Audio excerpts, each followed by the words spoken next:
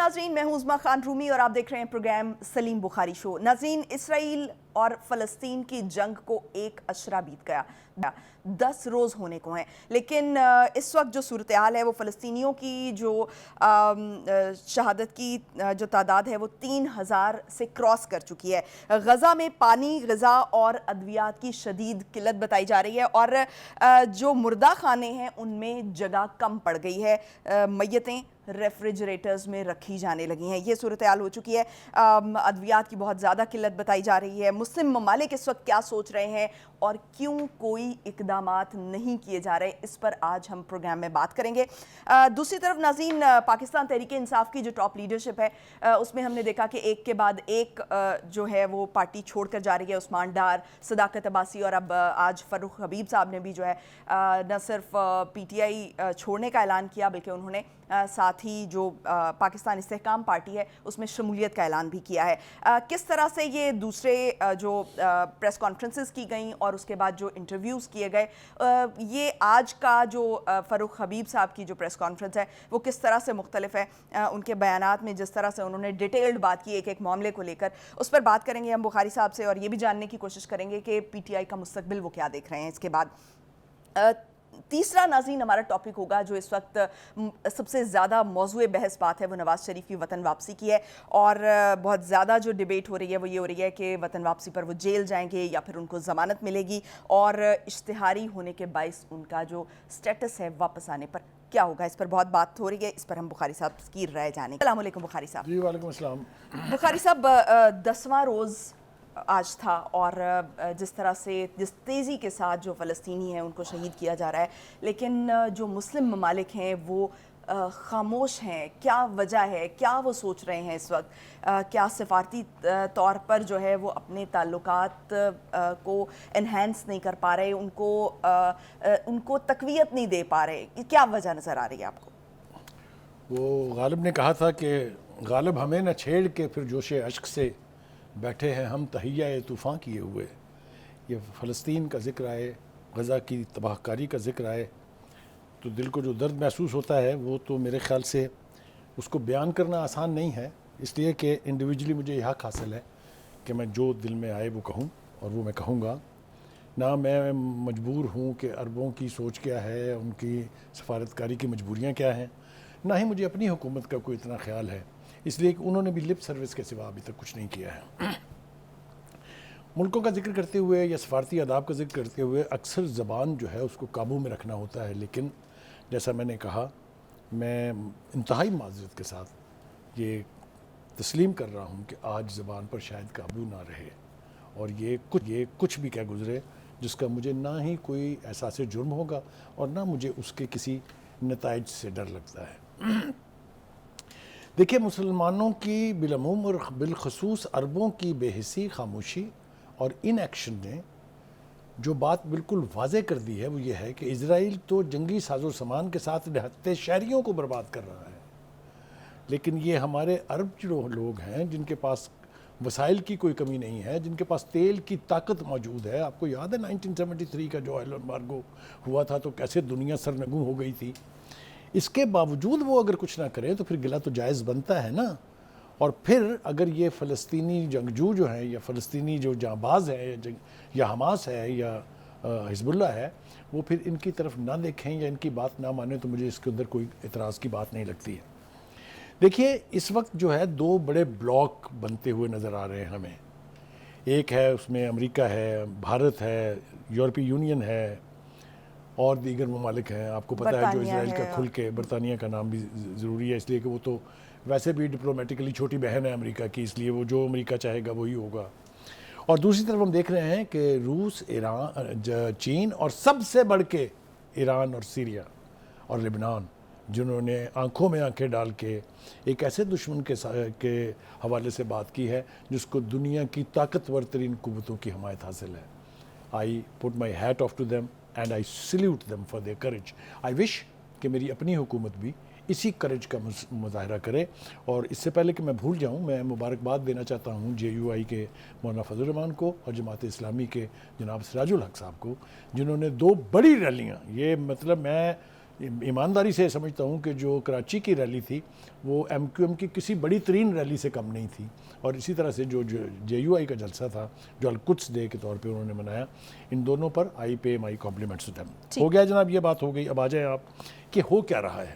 دیکھیے، ایک سازش جو ہے وہ فلسطین کے خلاف تیار کی گئی تھی جس کو ابراہام ایکارڈ کا نام دیا گیا، جس کے تحت بہت سارے مسلمان ملکوں کو قائل کرنا تھا کہ وہ اسرائیل کو تسلیم کر لیں، اور یہ سلسلہ شروع بھی ہو گیا تھا، اور یہ سلسلہ اب وہ حجاز مقدس جس کو ہم سمجھتے ہیں اس سرزمین تک پہنچا ہی چاہتا تھا، کیونکہ ہم نے دیکھا کہ وزراء کی ملاقاتیں ہو گئی، ڈپلومیٹک جو وفود ہیں ان کے تبادلے بھی ہو گئے، تو اٹ واز ویری کلوز۔ تو ایک لحاظ سے حماس نے اس سازش کا بھانڈا بھی پھوڑ دیا ہے اور اس کو زمین بوس بھی کر دیا ہے۔ یعنی جو حماس ہے وہ، چونکہ یہ لوگ تو ایکسیپٹ کر چکے ہیں کہ وہ جو دو ریاستی حل ہے، دو ریاستی فارمولا ہے جس کے تحت ان کو زمین الاٹ کی گئی ہے، تو اس کے نفاذ کے بغیر ہی جو عرب ممالک ہیں یا مسلم ممالک ہیں انہوں نے جو یہ ایک سلسلہ شروع کیا یعنی جو اسرائیل اس کے کو objectives تھے، ایکسیپٹ کرنے کا، تو اس کی وجہ سے یہ دنیا کی توجہ دلانے کے لیے حماس نے یہ کیا ہے۔ بالکل آپ ٹھیک کہہ رہی ہیں، اس لیے کہ اس کے کچھ آبجیکٹیوز تھے، اس کے تحت بہت شمار باتیں ہم اپنے پچھلے پروگراموں میں کر چکے ہیں کہ یہ وعدہ انہوں نے یو اے ای سے کیا تھا، یہ وعدہ سعودی عرب سے کیا تھا، یہ فلاں سے کیا تھا، یہ فلاں سے کیا تھا، ہم اس کی تفصیل میں اس وقت نہیں جائیں گے۔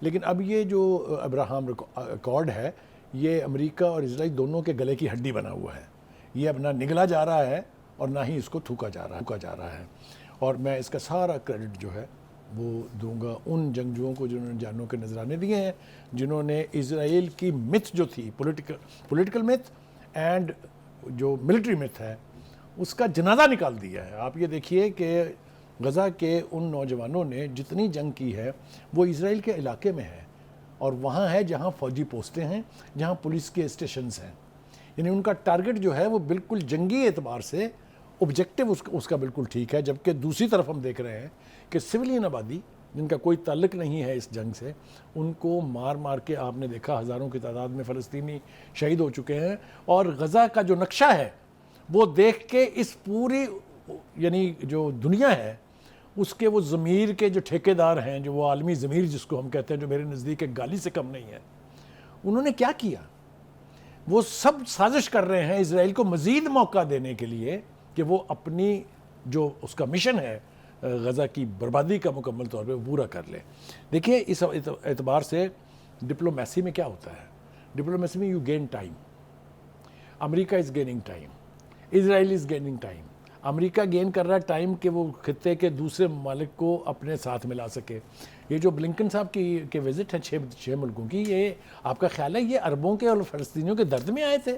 یہ مسلمانوں کی حمایت کے لیے آئے تھے؟ یہ اسرائیل کو اسٹرینتھن کرنے آئے تھے؟ وہ جو بحری بیڑا انہوں نے بھیجا ہے، جو دنیا کا طاقتور ترین بحری بیڑا ہے، مجھے خوشی ہے اس بات کی کہ روس کے جو پریزیڈنٹ ہیں پوتن، انہوں نے کہا ہے کہ if American army take one step will be there۔ شکر ہے کسی کو تو توفیق ہوئی ہے، یا پھر ایران، اس کی لیڈرشپ کو جتنا کمپلیمنٹ دیا جائے وہ کم ہے۔ ان کے وزیر خارجہ کے جو بیانات ہیں، انہوں نے کہا کہ you enter Gaza and this will be cemetery of Israeli soldiers. یہ چھوٹا بیان نہیں ہے۔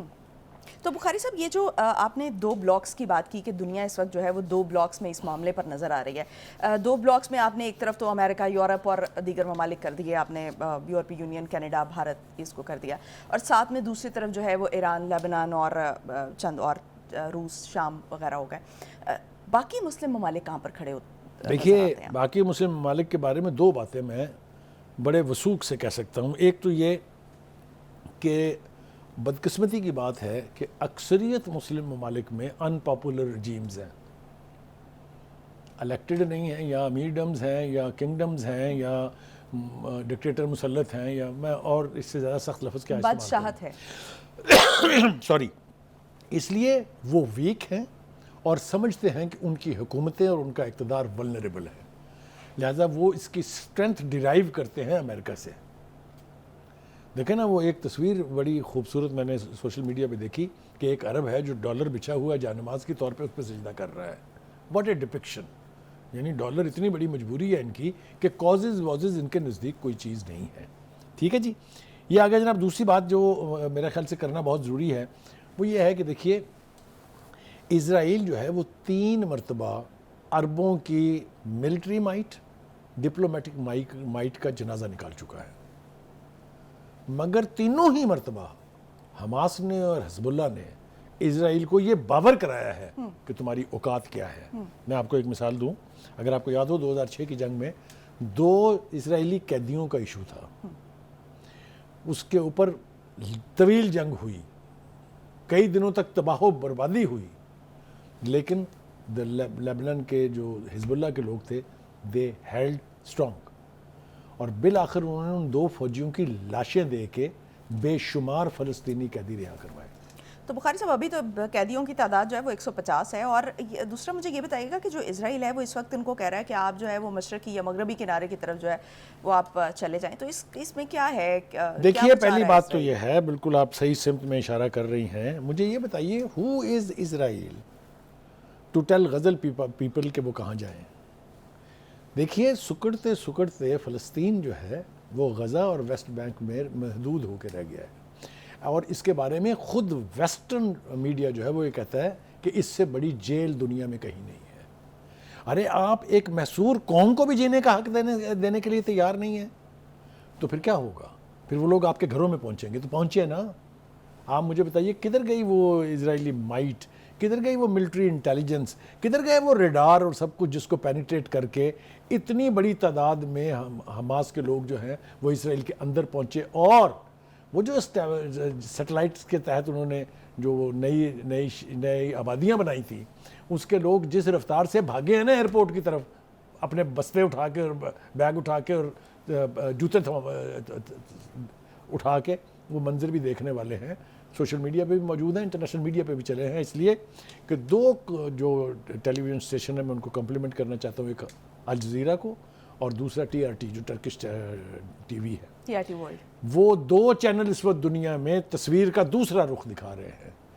باقی جتنے چینل ہیں ویسٹ کے نہیں بلکہ اکثریت مسلمان ملکوں کے، وہ آفیشلی سرٹیفائیڈ ٹروتھ دکھانے کے علاوہ کچھ نہیں دکھا رہے۔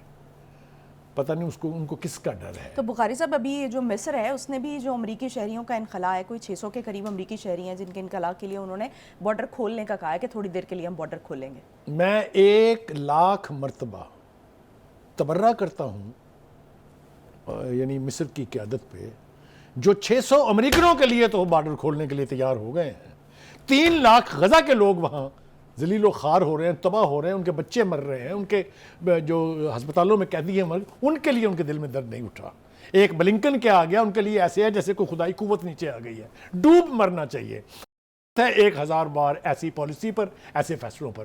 آپ کو میں بتاؤں اگر صرف ان کو رسائی دے دیں یہ مسلم ممالک کہ وہ آ جا سکیں اور چیزیں آ جا سکیں، اسرائیل کی سروائیول مشکل ہے۔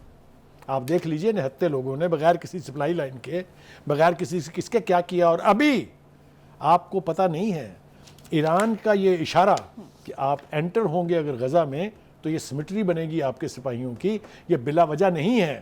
ابھی تو دنیا کو یہ علم تو ہے لیکن اس کی ڈیپتھ کا اندازہ نہیں کہ وہ جو ٹنل سسٹم ہے غزہ میں اسی طرف اشارہ کرنے جا رہی تھی کہ وہ یہ جو اسرائیل کا اس وقت اٹیک کرنا ہے اس طرح، کیا یہ اس ٹنل سسٹم کو تباہ کرنے کی بات ہے یا یہ ڈیموگرافی چینج کرنا چاہ رہے ہیں؟ یہ چاہتے ہیں کہ ہم غزہ میں انٹر ہو کے ان ٹنلز کا جو نیٹ ورک ہے اس پر قبضہ کریں۔ ابھی تو یہ صرف ایک مس نومر ہے نا کہ ٹنلز ہیں ٹنلز بھائی۔ بخاری صاحب ہمارے ناظرین کے لیے ذرا یہ بھی بتا دیں کہ وہ ٹنلز ہیں کیا؟ دیکھیے وہ ٹنلز ایک پورا نیٹ ورک ہے زمین کے اندر کے نیچے چھپا ہوا ہے، جس میں حماس کے لوگ اپنا اسلحہ جمع کرتے ہیں، جس میں حماس کے لوگ پناہ لیتے ہیں in term of aerial attacks, جس میں انتہائی مخدوش حالات میں ایک large number of people can take refuge. تو کیا کوئی امداد وغیرہ بھی پہنچتی ہے اس راستے سے؟ یہ اب اس کے اوپر ہم اگر آگے جائیں گے تو تھوڑی زیادتی ہوگی، کیونکہ ان ٹنل میں سروائیو بغیر کسی آؤٹر سپورٹ کے نہیں ہو سکتا۔ اب میں یہ کس طرف اشارے کر رہا ہوں وہ آپ اور میرے خیال سے ناظرین بھی انٹیلیجنٹ ہے وہ سمجھ جائیں گے۔ ایران جو اتنی دور بیٹھ کے امریکہ کو اور اسرائیل کو وارننگز دے رہا ہے کہ باز آ جائیں ورنہ آپ پچھتائیں گے، بہت دیر ہو جائے گی۔ اور ہاں میں بھول گیا ایک اور شخص جس کو کمپلیمنٹ دینا چاہیے، وہ ہے یونائٹڈ نیشن کے سیکرٹری جنرل۔ ماضی کی تاریخ یہ ہے کہ امریکہ کی طرف سے اشارہ آتا تھا تو سیکرٹری جنرل بولتا تھا، لیکن یہ پہلے دن سے فلسطینیوں کے، حماس کے اور اس کے حق میں اس لیے ہیں کہ وہ سمجھتے ہیں کہ اسرائیل نے بہت بڑی زیادتی کی ہے. Having said that, یہ تو میرا وہ سوال رہ گیا ہے کہ جو کیا یہ چاہ رہے ہیں کہ ڈیموگرافی چینج ہو، جس طرح سے مودی جو ہے وہ کشمیر پر تسلط جمائے بیٹھے ہیں اور اس کو کریکٹ، ایک سے زیادہ سملیرٹیز ہیں دونوں سچویشنز میں. نیتن یاہو اور مودی میں کوئی فرق نہیں ہے. جو مودی ہے اس کو بچر آف گجرات کہتے ہیں، بچر آف کشمیریز کہتے ہیں. نیتن یاہو جو ہے از بچر آف پیلسٹینینز. کوئی اور اسی طرح سے یہ آئے ہیں اقتدار میں، اسی طرح سے یہ قتل عام کے قائل ہیں. ان کا خیال یہ ہے کہ نسل کشی کریں. کشمیر میں کیا ہو رہا ہے؟ کشمیر میں ینگ لوگوں کو کیوں مارا جا رہا ہے؟ تاکہ نیکسٹ جنریشن جو ہے وہ گرو نہ کرے اور آگے بڑھے نہ. یہی کچھ فلسطین میں نیتن یاہو کر رہا ہے. نیتن یاہو صاحب کو ایک بات میں آپ کو بتا دوں، ایسا نہیں ہے کہ صرف نقصان حماس کا ہو رہا ہے اور ہم اس کے لیے تڑپ رہے ہیں. مجھے بہت خوشی ہے اس بات کی کہ حماس بھی اسرائیل کو بلیڈ کرا رہا ہے. ان علاقوں تک وہ پہنچے ہیں جس کا تصور بھی اسرائیل نہیں کر سکتا تھا. اور یہ ہے حالت ان لوگ رہتے ہیں جن کے پاس باہر سے کوئی آؤٹ سپلائی نہیں ہے، جن کے پاس کوئی روٹ نہیں ہے، جن کا ایریل اور نیول بلاکڈ ہے. آپ سوچیں ذرا کہ اگر اس قوم کو راہ مل جائے، راستہ مل جائے، گزرگاہیں مل جائے، سپورٹ مل جائے تو یہ کیا کر گزریں گے. یہ خوف جو ہے یہ میرا خیال سے نیتن یاہو کو سونے نہیں دیتا ہے. ایک بات. دوسری بات یہ کہ اگر اس وقت تبرہ نہ کیا جائے، ایک اور شخصیت ہے جنہوں نے اس سے پہلے بھی تباہی کی تھی جب یہ ایکارڈ سائن ہوا تھا. اس سے پہلے جب پی ایل او کے ہیڈ کے طور پہ انہوں نے امریکہ کے کہنے کے اوپر کیمپ ڈیوڈ جو ہوا تھا اور اس کے بعد جتنے بھی معاہدے ہوئے اس میں ان کا رول بہت نیگیٹو رہا ہے. اس وقت بھی ان کی طرف سے حماس کی مذمت کرنا اور اسرائیل کے لیے کچھ نہ کہنا ناقابل قبول، ناقابل برداشت ہے. اور میں آپ کو صحیح بتاؤں، اس سے مجھے نہیں سمجھ میں آتی کہ وہ کیسے سروائیو کر رہے ہیں. میرا خیال سے محمود عباس صاحب بھی اتنے ہی بڑے دشمن ہیں فلسطینیوں کی کاز کے جتنا بڑا نیتن یاہو ہے. ٹھیک. اور بخاری صاحب ویسے بھی جو امریکہ اور اسرائیل ہے وہ ایک ہی بنیادیں ہیں ان کی، کیونکہ جو امریکہ ہے اس نے اپنا قبضہ کرنے کے لیے جو نیٹو امریکنز تھے ان کا جس طرح سے قتل عام کیا، تو اسی طرح سے کر کے اسرائیل جو ہے وہ فلسطینیوں کا بھی قتل عام کر رہا ہے. اور اسی وجہ سے ان کی یہ ہے کہ ٹی وی کے اوپر 3 مسلمان اینکر افورڈ نہیں کر سکتے، برداشت نہیں کر سکتے. یہ ہے وہ آزادی رائے کے مامے جو بنتے ہیں اتنے بڑے، جو نشریاتی جو ان کے ادارے تھے ان سے انہوں نے 3 مسلمان اینکرز. یہ ہے ان کی اسٹرینتھ ٹوٹل. اتنے ویک اور ولنریبل ہیں وہ. حقیقت یہی ہے. بخاری صاحب بریک لینے کا کہا جا رہا ہے. ناظرین بریک پہ جائیں گے، بریک سے واپس آئیں گے اور ہم کچھ بات کریں گے کہ جو پی ٹی آئی کی لیڈرشپ ہے وہ کس طرح سے ایک کے بعد ایک پارٹی چھوڑتے جا رہے ہیں، تو اس کے بعد پی ٹی آئی کا کیا مستقبل دیکھ رہے ہیں. بخاری صاحب stay tuned.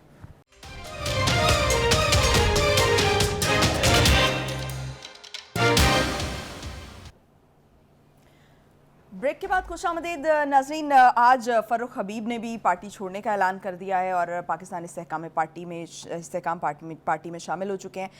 P T I چھوڑنے والے جتنے بھی رہنما تھے، انہوں نے جتنے بیانات دیے اور جس طرح سے پریس کانفرنسز میں اور انٹرویوز میں تذکرہ کیا جاتا رہا، وہ سبھی تقریباً ایک سا پیٹرن تھا. لیکن آج جو فروخ حبیب صاحب ہیں انہوں نے بڑا کیٹیگوریکلی الگ الگ القادر ٹرسٹ کی بھی بات کی، کس طرح سے ذہن سازی کی جاتی رہی، توشہ خانہ کیس میں کیا معاملہ تھا، القادر ٹرسٹ پہ کس طرح سے کر کے بند لفافے میں جو ہے وہ پیش کیا گیا یہ معاملہ کابینہ کے سامنے اور ان سے سائن کروائے گئے. عثمان بزدار صاحب والا کیا معاملہ تھا اور سائفر والا کیا معاملہ تھا. یہ تمام معاملات جو ہیں ان پر انہوں نے اپنی رائے دی. بخاری صاحب سب سے پہلے تو یہ کہ یہ تو ہم سلسلہ دیکھ رہے ہیں، ایک ہی طرح کے بیانات اور ایک ہی طرح کی جو ہے وہ وضاحت کی جاتی رہی ہے، لیکن کتنے لوگ اب رہ گئے ہیں پی ٹی آئی میں، یہ میرا سوال ہے. اور اگلا شخص کون ہوگا، کس کی باری آنے والی ہے؟ دیکھیے، پہلے بھی میں نے اپنے پروگراموں میں آپ ہی کے ساتھ بیٹھ کے یہ کہا تھا کہ ان میں اب زیادہ لوگ نہیں رہ گئے ہیں سوائے 2 ناموں کے. ایک علی محمد صاحب ہیں اور دوسرے عمر ایوب صاحب ہیں. عمر ایوب صاحب ذرا پریس ریلیزز پر دستخط کرنے کے لیے ہیں اور وہ جو ہیں واحد سپوکس مین رہ گئے ہیں جو پرومیننٹ لوگوں میں سے ہیں. باقی کے سارے تو چڑیوں کی طرح سے دانا چک کے اڑ گئے ہیں، اور اڑ کے کہاں گئے ہیں یہ اب تفصیل میرے خیال سے سب کے سامنے ہے. میں 2-3 باتیں جو ہیں اس کے اوپر فوکس کرنا چاہتا ہوں. وہ یہ ہے کہ ایک تو وہ حیدر علی آتش نے کہا تھا کہ سن تو صحیح جہاں میں ہے تیرا فسانہ کیا، کہتی ہے تجھ کو خلق خدا غائبانہ کیا. کسی مزید گواہی کی باہر سے ضرورت نہیں ہے. خود ان کے ارد گرد ریلی کرنے والے پرومیننٹ لوگ ان کے خلاف وعدہ معاف گواہ ہیں. کوئی ایک نام بتا دیجئے جو رہ گیا ہو. 2 نام میں نے بتا دیے اس کے علاوہ. لیکن ایک کوالٹیٹیو فرق ہے، وہ یہ کہ یہ جو اپنے فرق حبیب صاحب ہیں، بس ان کا ایک بڑا یعنی لطیفہ تو میں نہیں کہوں گا، لیکن ایک واقعہ ہے جب عدم اعتماد پاس ہوئی تھی اور آخری دن تھا پرائم منسٹر ہاؤس میں، تو یہ خبر سن کے کہ عدم اعتماد کی تحریک پاس ہو گئی اور ان کی حکومت جا رہی ہے، سنا ہے کہ بے ہوش ہو گئے تھے یہ حماد اظہر صاحب تھے؟ جی نہیں، فرق حبیب صاحب کی بات کر رہا ہوں میں، پہلے فرق حبیب صاحب کی بات کر رہے تھے نا۔ دوسری بات یہ ہے کہ اب ہوگا کیا؟ جو اصل خرابی ہے وہ یہ ہے کہ 2 لوگ اور رہ گئے ہیں، ان میں سے ایک حماد اظہر صاحب ہیں اور دوسرے مراد سعید صاحب ہیں۔ حماد اظہر صاحب بھی کسی نہ کسی دن پھڑپھڑاتے ہوئے گریں گے کہیں نہ کہیں۔ مراد سعید صاحب کا معاملہ بہت خوفناک ہے، ان کے پاس ارشد شریف صاحب کا لیپ ٹاپ بھی ہے، ان کا سیل فون بھی ہے۔ ارشد شریف کا مرڈر جو ہے وہ اتنا بڑا سکینڈل ہے آپ کے سامنے، اور اتنا بڑا یعنی عقدہ ہے جو کھل نہیں رہا ہے۔ جو شخص پی ٹی آئی سے سب سے آخری دنوں تک ارشد شریف کے ساتھ رابطے میں تھا، اس کا نام مراد سعید ہے۔ مراد سعید صاحب مفرور ہیں، مراد سعید صاحب چھپتے پھر رہے ہیں، اس لیے کہ خود ان کو خطرہ لا انفورسنگ ایجنسیز سے نہیں ہے۔ Please let me clarify this. اچھا، پھر کس سے؟ وہ ڈر رہے ہیں اپنی ہی پارٹی نہ مروا دے ان کو کہیں، اس لیے کہ اگر وہ پکڑے جاتے ہیں، لیپ ٹاپ اور فون آ جاتا ہے، تو ارشد شریف کا مرڈر کھل جائے گا نا، کس کس کا پلان تھا، کس کس نے بنایا تھا، کس کس کے علم میں تھا، کس نے زبردستی بھیجا تھا۔ مجھے ایک تو یاد ہے، ہمارے سابق پرائم منسٹر جو آج کل جیل میں ہوتے ہیں، انہوں نے جلسہ عام میں کہا تھا کہ میں نے مجبور کیا تھا ارشد شریف کو کہ ملک چھوڑ دے۔ آپ کو بھی یاد ہونا چاہیے، جلسے کی تقریر ہے یہ۔ بالکل یاد ہے۔ ٹھیک ہے۔ اس کے بعد اب وہ خود ہی سوال پوچھتے ہیں کہ وہ اس کو تو پتہ نہیں کس نے مجبور کر کے ہم ملک سے بھیجا تھا۔ اتنی بڑی کنٹرڈکشن ہے ان میں۔ مراد سعید صاحب اپنی پارٹی سے خوفزدہ ہیں، چھپے پھر رہے ہیں کہ پارٹی مجھے یعنی اس وجہ سے قتل نہ کرا دے کہ میں اگر پکڑا گیا تو سارے راز کھول دوں گا۔ ایک طرف تو ہم یہ منظر دیکھ رہے ہیں، دوسری طرف جو فرق حبیب صاحب ہیں، انہوں نے 3-4 باتیں جو ہیں وہ تھوڑی سی ہٹ کے کی ہیں۔ ایک تو انہوں نے یہ کہا کہ دنیا جہان کہاں سے کہاں پہنچ گئی، ہم پارٹی کے اندر ہوتے ہوئے بشرا بی بی، فرح گوگی اور عثمان بزدار کا دفاع کرنے سے ہی ہمیں فرصت نہیں ملی، اس لیے کہ ہمیں یہ پتہ تھا کہ ان میں سے کسی کو کچھ ہو گیا تو خان صاحب جو ہیں وہ کیا حشر کریں گے۔ لیکن انہوں نے یہ بھی تو کہا نا کہ اگلی دفعہ بھی بزدار ہی آئیں گے، اور انہوں نے بالکل یہ کہا، ان کا کہ اگر دوبارہ اقتدار انہیں ملے تو پھر بھی یہی کریکٹر ہیں جو اس وقت مین سٹریم میں ہوں گے۔ چلیے جناب، یہ ہم نے کہہ دیا۔ اس کے بعد وہ یہ کہتے ہیں کہ ہمیں بیوقوف بنایا گیا، ہمیں ریاست مدینہ کے چکر دیے جاتے رہے، خود توشہ خانہ سے گھڑیاں لیتے رہے، کیبنٹ کے کلیگز کو پتہ نہیں ہے، القادر ٹرسٹ بنایا، ہمیں کسی کو پتہ ہی نہیں ہے، وہ سیکرٹ لفافے میں کیا تھا، انہوں نے تو کچھ چھوڑا ہی نہیں ہے نا پلے خان تو بخاری صاحب، میرا یہاں پہ ایک سوال ہے کہ عمران خان کی طرز سیاست پر جس طرح سے انہوں نے بات کی، اور چلیں انہیں اس وقت اعتراض بھی تھا یا اب اعتراض ہے، تو جب اعتراض تھا اس وقت یہ باتیں کیوں نہیں کی گئیں؟ دیکھیے، گزارش یہ ہے کہ یہ ہر پارٹی کے ورکر کا، ہر پارٹی کے لیڈر کا ڈیلیما ہے، جو پارٹیاں پرسنالٹی کلٹ پہ بنتی ہیں۔ انہیں یہ خدشہ ہوتا ہے کہ اگر ہم نے زبان کھولی تو ہمارا کیا حشر ہوگا۔ یہ میں آپ کو بالکل وثوق سے بتا رہا ہوں، میں نے بہت ساری بایوگرافیز پڑھی ہیں جو بڑے ڈکٹیٹرز رہے ہیں، ان کے اوپر جو لکھی گئی ہیں، آٹو بایوگرافیز بھی اور دوسری بھی۔ یہ پرسنالٹی کلٹ کا سب سے بڑا خوف یہ ہوتا ہے کہ آپ نے لیڈر کی مرضی کے خلاف کچھ کہا نہیں، اور آپ ہی کے ساتھی ورکروں نے آپ کی ایسی تیسی کی نہیں۔ ٹھیک، تو یہ تو ہو گیا نا پارٹی کے جو لیڈرشپ ہے یا آپ کے کارکن ہیں، ان کا معاملہ۔ تو پی ٹی آئی کے جو لوگ جس طرح سے کر کے چھوڑ کے جا رہے ہیں، تو ووٹر کیا سوچے یہ گا؟ بڑا بہت اہم سوال ہے۔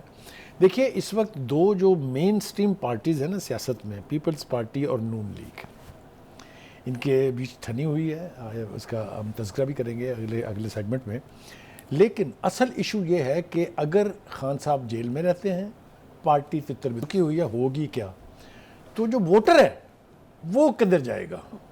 پیپلز پارٹی کی سوچ یہ ہے کہ چونکہ پی ٹی آئی کا ووٹر از نواز ہیٹر، لہٰذا نواز شریف کے خلاف محاذ کھول دیں تاکہ یہ ووٹر جو ہے اس کو ہم اٹریکٹ کر سکیں۔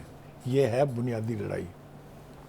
جس طرح کے بیانات پیپلز پارٹی کی لیڈرشپ کی طرف سے دیے جا رہے ہیں، خاص طور سے جو سینئر سیزن پولیٹیشین ہے، آج دیکھ لیجئے جو خورشید شاہ صاحب نے جو کچھ فرمایا ہے، تو بخاری یہ صاحب یہ ان کیسے کو آج possible ہے؟ سے 3 مہینے پہلے یاد نہیں تھا کیسے جب پاسبل حکومت ہے؟ یہ بات زرداری صاحب نے بھی کی تھی کہ جو ہے وہ ہم پی ٹی آئی کے ساتھ اتحاد بنانا پسند کریں گے، لیکن پریکٹیکلی یہ کیسے پاسبل ہے کہ جب پی ٹی آئی کے ووٹر کو جو پی ٹی آئی کے چیئرمین ہیں اور پی ٹی آئی کی لیڈرشپ ہے وہ اس حد تک ان کو چور ڈاکو کہہ کر انٹروڈیوس کراتی رہی ہے، تو کیسے وہ ایک ووٹر پیپلز پارٹی کو میں سپورٹ عرض کر کروں، سکتا میرا ہے؟ خیال سے پیپلز پارٹی کی سوچ یہ ہے کہ چونکہ عمران خان صاحب تو الیکشن نہیں لڑیں گے، نہ ان کی پارٹی کو بلے کا نشان ملے گا، لہٰذا اب رہ گیا ووٹر، اس کو ہم اٹریکٹ کرنے کا واحد راستہ یہ ہے کہ ہم نواز شریف کے ساتھ اپنی راہیں یعنی تھوڑی سی علیحدہ کریں اور پی ٹی آئی کے ووٹر کو اٹریکٹ کریں، اور مجھے لگتا ہے یہ کہ یہ کہیں اور ہو یا نہ ہو، یہ سندھ میں اور اس کے اربن ایریا میں ضرور ہوگا۔ اچھا، اور ایک آج ہم ملاقات بھی ہونے جا رہی ہے زرداری صاحب کی اور مولانا فضل الرحمان کی، اور یہ کہا جا رہا ہے کہ سیٹ ایڈجسٹمنٹ پہ بھی بات ہو سکتی ہے اور انتخابات کے اتحاد پہ بھی بات ہو سکتی دیکھیے 2 باتیں میں بڑے وثوق سے کہہ سکتا ہوں، ایک تو یہ کہ جو مرضی کر لیں زرداری صاحب، مولانا فضل الرحمان صاحب نے انکار کر دیا ہوا ہے پہلے بھی اور اب بھی کریں گے نواز شریف کے خلاف استعمال ہونے سے، اس میں کوئی دو رائے نہیں ہے۔ دوسری بات یہ ہے کہ ٹارگٹ جو ہے پیپلز پارٹی کا یہی رہے گا کہ ہمیں نون لیگ کے ووٹر نے ووٹ نہیں دینا، ہم جو پی ٹی آئی کا ووٹر ہے اس کو اٹریکٹ کریں گے، سندھ میں بھی جیتیں گے اور پنجاب میں بھی شاید کچھ سیٹیں نکال لیں۔ ٹھیک ہے بخاری صاحب، بریک لیں گے، ایک شارٹ بریک، جس کے بعد جو ہے وہ ہم بات کریں گے کہ نواز شریف کی واپسی میں کیا کیا رکاوٹیں حائل ہیں۔ Stay tuned.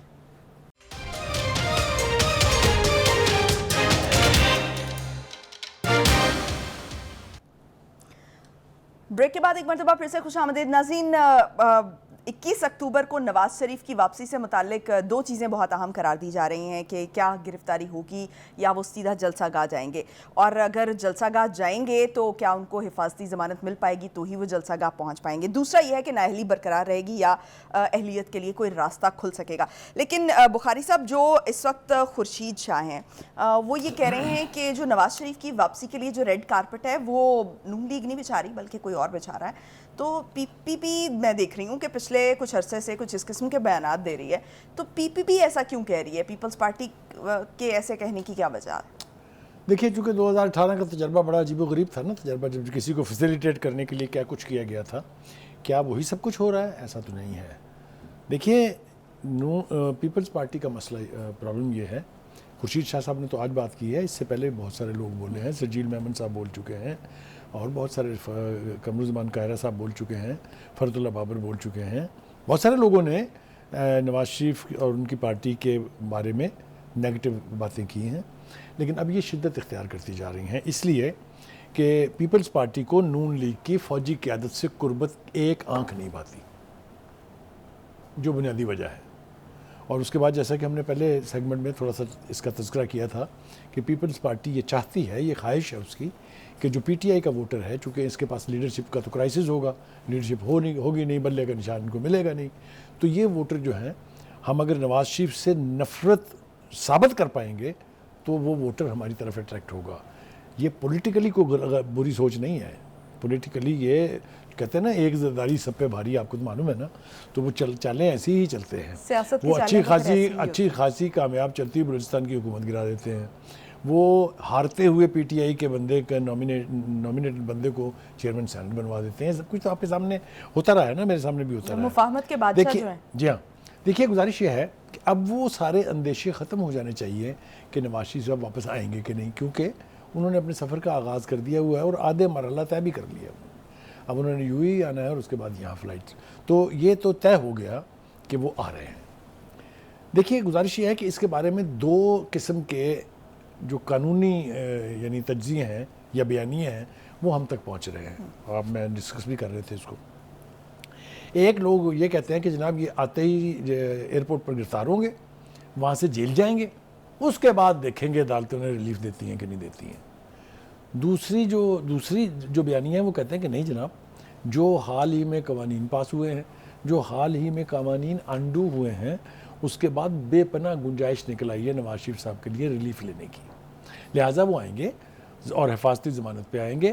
یہ میں اس طرف اشارہ کر رہا ہوں جو خواجہ آصف نے اور رانا ثناء اللہ نے کہا تھا کہ 0 رسک پر وہ واپس آئیں گے، اور 0 رسک ہو چکا ہوا ہے۔ چلیے جناب، آپ گھر چلے گئے، گھر کے بعد آپ ایئرپورٹ پہ اترے، جلسہ کیا، گھر چلے گئے، اگلے دن آپ کو عدالت کے سامنے آپ کو سرنڈر کرنا ہے، اب اس کے حوالے سے بھی تھوڑی سی گفتگو بہت ضروری ہے. دیکھیے نواز شریف کو عدالتوں کا سامنا کرنا چاہیے، اس لیے کہ اگر وہ یہ دعویٰ کرتے ہیں کہ یہ مقدمات سیاسی بنیادوں پر بنائے گئے تھے اور ان میں کوئی حقیقت نہیں ہے، تو let this be proved in the court, تاکہ وہ جو ایک تاثر بن رہا ہے کہ آپ کے لیے راستہ بنایا جا رہا ہے، آپ کو گنجائش دی جا رہی ہے، آپ خان صاحب کی طرح فیوریٹ بننے جا رہے ہیں، اس سے انہیں نجات ملے. اور اگر واقعتاً ان کا قصور ہے، واقعتاً انہوں نے کوئی لیگیلٹی کمٹ کی ہوئی ہے، تو پھر ان کو سزا کا سامنا کرنا چاہیے. میرے خیال سے اس کے بارے میں تو دو راہیں نہیں ہونی چاہیے. لیکن having said that, Asad Umar صاحب نے بھی آج اس حوالے سے گفتگو کی ہے، سوبر گفتگو ہے، وہ جو روش تھی پی ٹی آئی کی وہ نہیں ہے. انہوں نے یہ کہا ہے جی کہ میری خواہش ہے کہ نواز شریف صاحب آئیں اور الیکشن لڑیں، لیکن وہ یہ کہہ رہے ہیں کہ یہ نواز شریف صاحب کا ملک ہے، انہیں واپس آنا چاہیے اور انہیں الیکشن لڑنا چاہیے. لیکن ساتھ ہی وہ یہ کہتے ہیں کہ پی ٹی آئی کو تو جلسے کی اجازت نہیں ہے، تو ان کو کیسے مل گئی جلسے کی اجازت؟ تو ان کا مطالبہ یہ ہے کہ ایکول ہینڈڈ یا ایون ہینڈڈ جو ہے وہ ٹریٹمنٹ ہونا چاہیے، پک اینڈ چوز نہیں ہونا چاہیے. دوسری طرف سر یہ اگر ہم ذکر نہ کریں، ہم نے 2 جلسوں کا پہلے ذکر کیا جو غزہ کی صورتحال کے حوالے سے تھے، اور ایک جلسہ حمزہ شہباز نے کیا ہے قصور میں، جو ان کا پارٹی کی الیکشن کمپین کے سلسلے میں تھا. میرے خیال سے ناانصافی ہوگی اگر ہم یہ کمپلیمنٹ نہ کریں کہ that was a very successful rally also, there was a huge crowd and he spoke very well. تو اس کے ساتھ ہی اس سے پہلے کہ پروگرام آپ بند کریں، میں ایک شعر جو ہے وہ غزہ کی صورتحال کے حوالے سے پڑھنا چاہتا ہوں، اور مسلمانوں کی طرف میرا اشارہ ہے، تمام ملکوں کی طرف اور تمام حکومتوں کی طرف. اس دور میں آئے دوست زبوں حالی مسلم، دیکھی نہیں جاتی ہے مگر دیکھ رہا ہوں. بہت تھینک یو بخاری صاحب. ناظرین آج کے لیے اتنا ہی، مجھے دیجیے اجازت. پاکستان کی ہمیشہ پائندگی کی دعا کے ساتھ اللہ حافظ و ناصر.